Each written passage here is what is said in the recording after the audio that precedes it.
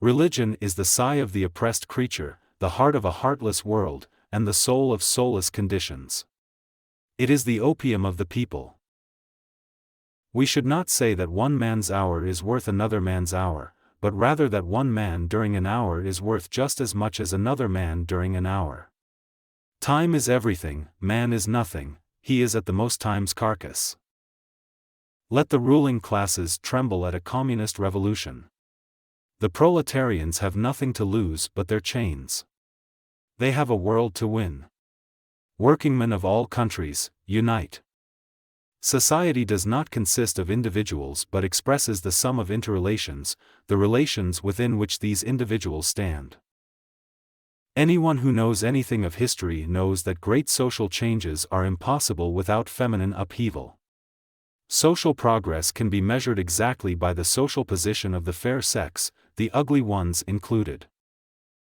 The human being is in the most literal sense a political animal, not merely a gregarious animal, but an animal which can individuate itself only in the midst of society.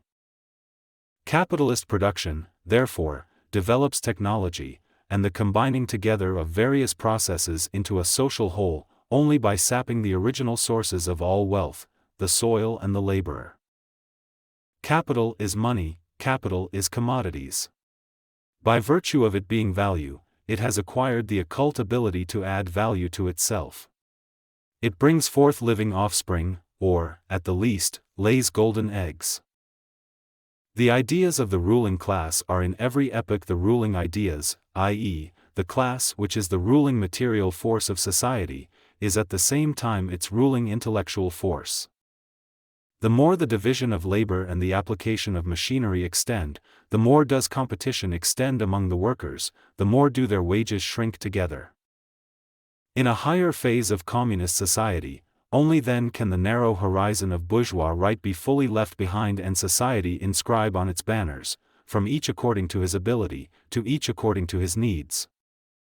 It is absolutely impossible to transcend the laws of nature. What can change in historically different circumstances is only the form in which these laws expose themselves. The development of civilization and industry in general has always shown itself so active in the destruction of forests that everything that has been done for their conservation and production is completely insignificant in comparison. A commodity appears at first sight an extremely obvious, trivial thing. But its analysis brings out that it is a very strange thing, abounding in metaphysical subtleties and theological niceties. It is not history which uses men as a means of achieving, as if it were an individual person, its own ends. History is nothing but the activity of men in pursuit of their ends. On a level plain, simple mounds look like hills, and the insipid flatness of our present bourgeoisie is to be measured by the altitude of its great intellects. While the miser is merely a capitalist gone mad, the capitalist is a rational miser. The country that is more developed industrially only shows, to the less developed, the image of its own future. Greek philosophy seems to have met with something with which a good tragedy is not supposed to meet, namely, a dull ending. The English have all the material requisites for the revolution.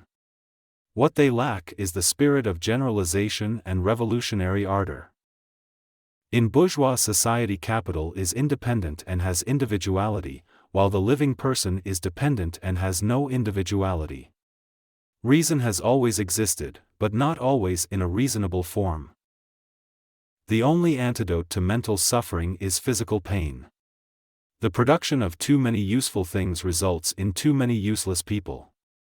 Reason has always existed, but not always in a reasonable form. From each according to his abilities, to each according to his needs.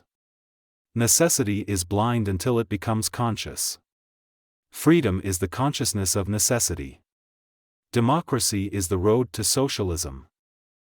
The theory of communism may be summed up in one sentence: abolish all private property. Capital is dead labor, which, vampire-like, lives only by sucking living labor, and lives the more labor it sucks. The first requisite for the happiness of the people is the abolition of religion. Experience praises the most happy the one who made the most people happy. Medicine heals doubts as well as diseases.